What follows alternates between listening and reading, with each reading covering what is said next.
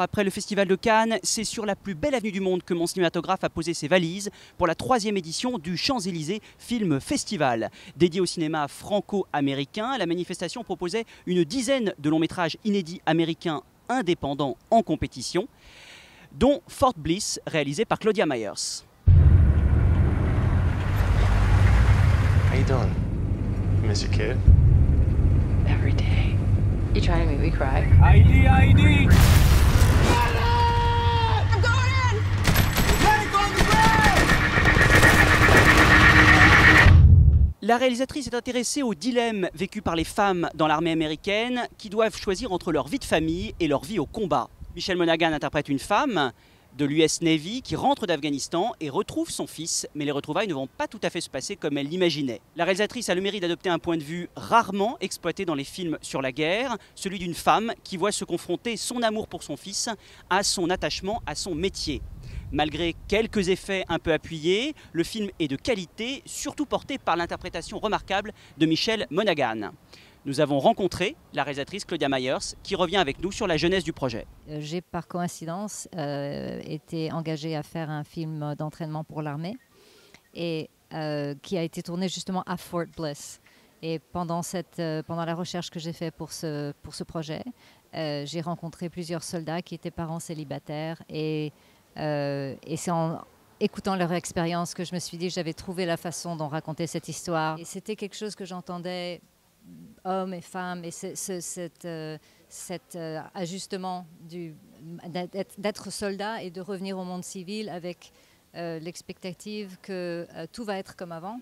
Et en fait, ce n'est pas les mêmes personnes qui reviennent. Elles sont changées d'une façon vraiment fondamentale. Et donc, il faut qu'elles réétablisse, avant de rétablir son contact avec son fils, elle doit vraiment se souvenir de comment elle ressent l'émotion, et c'est un voyage intérieur très complexe et je trouve très vrai à ce que vivent les soldats qui reviennent de guerre. What you did out there.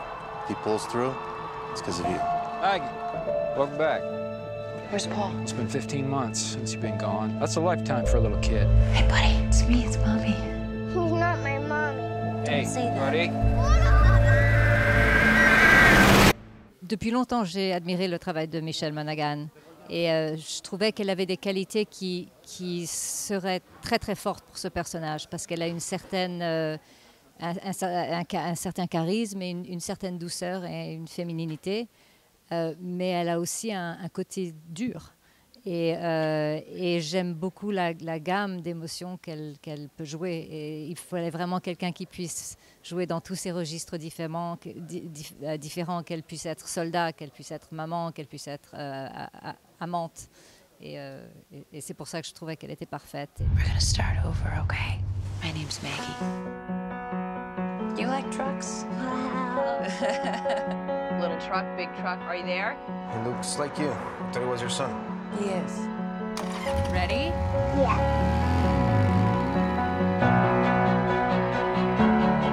How was the floor?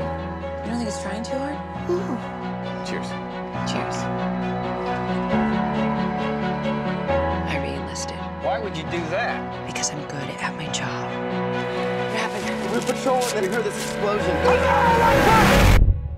Il y a eu beaucoup de films sur la guerre qui n'ont pas bien marché. C'est une réalité dont j'étais très consciente quand j'essayais de trouver des fonds pour le film. Mais je trouve que ce film, Fort Bliss, a vraiment un angle qui n'a pas été fait. C'est une histoire qui n'a pas été explorée. Ce n'est pas vraiment un film de guerre, en fait. C'est un film de retour de guerre.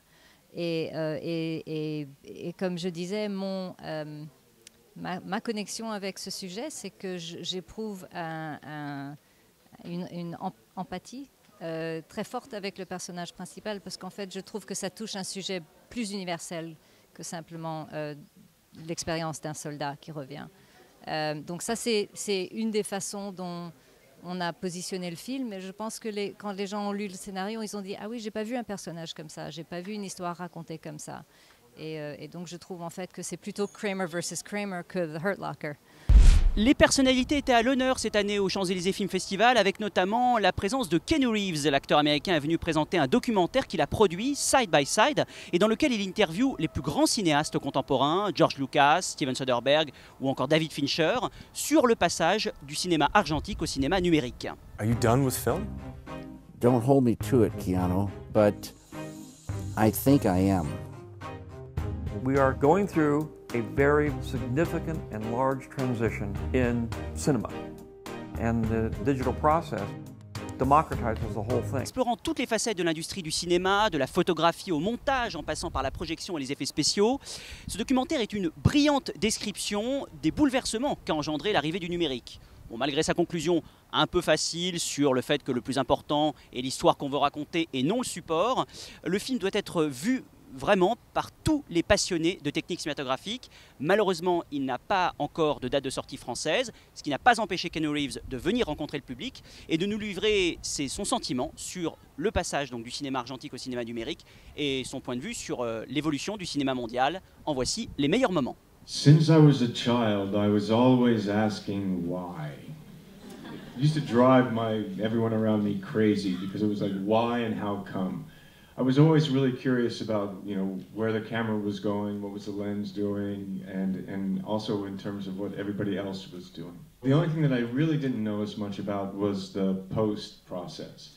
I was there in the room making it, but I didn't know really as much about what happened when it left the building. Chris Keneally, the director, and then Justin Slaza, the producer, and myself, when we were starting to kind of think about what we were going to do, we really did some research about the history of video and digital, and we started to kind of say, okay, well, these are the people that what we've discovered we should try and meet, and then we started on that process of which basically became for us a letter that said, we love you, we love who you are, wherever, whenever, however you can talk to us, we'll be there. We reached out to George Lucas, and he eventually agreed to a certain time and place, and we were like, we'll be there. And then we basically, we started to call George Lucas Zeus. So it was like, okay, so what are we going to ask Zeus? Because he, as you saw, he had such fundamental and maverick participation and creator of so much of the digital process. We're Zeus's children, basically. There isn't yet a superior or even an equal imaging technology to film, but we're being forced into transition. You can't shoot 3D on film. So film has been dead in my heart for 10 years. It's terrible when something that you love, other people, when you love something, call you nostalgic. Like, yeah, okay, I'm nostalgic. I mean, it was just, he would just always say, and Chris was very he's very practical, but he also was really, pro-digital, but just really excited about, the possibilities and capabilities, and not that he didn't love film as well. But then as we went through the experience, he basically still felt the same way, if not more so, and I had a better perspective of I'll just call it the situation. All right. The evolution. You should call film on the phone and say I've met someone, because I really thought, okay, this is the future. The issue is it's different. How is it different, and how do you use it to tell a story? It's up to the filmmaker.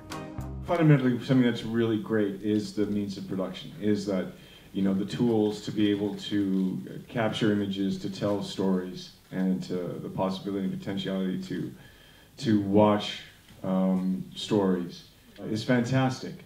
It's absolutely, it's for storytellers and audiences, that's just amazing. Autre personnalité présente durant ce festival, la comédienne Jacqueline Bisset, qui était aussi présidente de cette manifestation, qui est venue assister à un hommage qui lui a été rendu lors de la projection de Riches et Célèbres, le dernier film de Georges Cukor. L'inoubliable interprète de La Nuit américaine, de François Truffaut, du Magnifique, de Philippe de Broca. est revenue sur sa carrière, sur ses moments forts, en livrant quelques anecdotes, en particulier évidemment sur le dernier film, où elle a partagé l'affiche avec Gérard Depardieu, c'est bien sûr Welcome to New York, le film d'Abel Ferrara consacré à l'affaire DSK. Elle en livre ici quelques secrets. So, you don't want to tell me what your problems are? I intend to understand you. Pour la version américaine, je ne sais pas pour les autres pays, je crois que ça va être dans les salles. Et je pense qu'ils vont faire des petites coupes. Je crois que l'opinion, après ce que j'ai compris, le général était que les scènes de sexe au commencement étaient trop longues. Et ça gênait beaucoup de gens. Mais en même temps, c'était fait, le metteur en scène a pensé que c'était nécessaire pour montrer l'état d'addiction dans lequel ce caractère se trouve. Your conclusion, is it worth that journey? Oui, ça valait quand même la peine.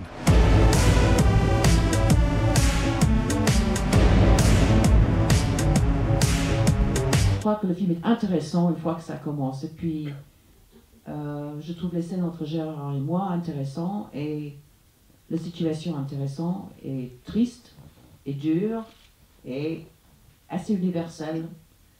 Pas l'addiction de caractère d'œuvre, mais parce que c'est une exception, je crois. Enfin, je ne sais pas, mais je crois. It is a disaster. I didn't do it. You must trust me. No, no, no. That's not true. Je sais ce que c'est d'avoir un homme infidèle et d'avoir souffert de ça. Je sais ce que c'est. C'est atroce et je crois que toutes les femmes ont la même expérience. Disons que ça enlève tout votre espérance, ça enlève votre self-respect. Ça fout tout en l'air, quoi. On ne sait plus où sont les bases des choses. Je ne sais pas si toutes les femmes sont comme moi, mais pour moi, l'amour est extrêmement important. Et la fidélité est très importante. Et je crois que de plus en plus, en vieillissant, ces qualités de fidélité dans l'amitié, dans l'amour, dans beaucoup de choses, ça compte. L'intérêt du Champs-Élysées Film Festival résidait aussi dans la découverte de films inédits en salle. Parmi ces quelques découvertes, on peut citer Locke, le premier long métrage de Steven Knight, qui était jusqu'à présent connu comme scénariste, notamment pour David Cronenberg avec Les Promesses de l'ombre. Cette fois, pendant 1h30, il embarque Tom Hardy en voiture. La caméra ne sort quasiment jamais de l'habitacle, c'est un véritable tour de force. Mais malgré son envoûtante atmosphère nocturne, baignée par les néons des voitures et de l'autoroute, vraiment une atmosphère très très séduisante visuellement, le film ne dépasse pas l'exercice de style, brillant certes, mais un peu vain. Espérons tout de même que les spectateurs pourront découvrir dans les salles françaises ce premier film donc, de Steven Knight, Locke, avec Tom Hardy. En voici en tout cas un extrait. Hi, love. I need you to hold it together for me. What's happened? I'll fix it. It'll all go back to normal. No matter what the situation is, you can make it good. This is a joke to you. No. Right now, nothing is a joke anymore. Enfin, terminons ce panorama avec Légendes Vivantes d'Adam McKay, qui était présenté en exclusivité au cinéma lors de ce Champs-Élysées Film Festival, car le film ne sortira pas en salle. Il est par contre déjà disponible en Blu-ray et en DVD. Le film est la suite d'Anchorman, toujours interprété par Will Ferrell et réalisé par Adam McKay, et bien sûr toujours produit par Judd Apatow. Légendes Vivantes voit le retour du présentateur Ron Burgundy, qui se voit proposer de présenter le journal dans une chaîne 24 heures sur 24. C'est les nouvelles chaînes d'infos de l'époque, car rappelons que le film se passe en 1979. Il retrouve par là même son ancienne équipe, composée notamment de Steve Carell et de Paul Rudd. Did you miss my hot breath in your ear? There's gonna be submachine guns and boobies. Whammy. Oh, it's gonna get stanky. And now it's my turn to talk.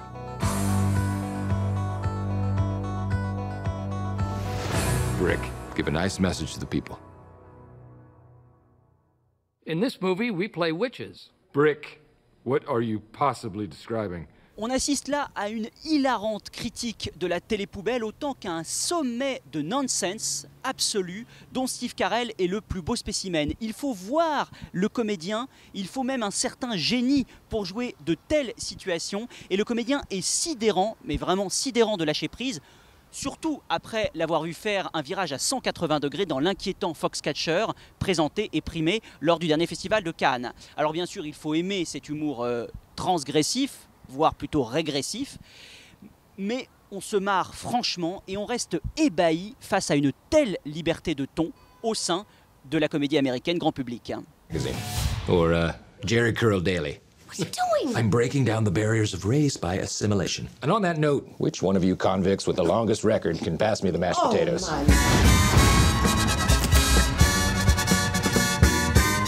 Am I right? Say what?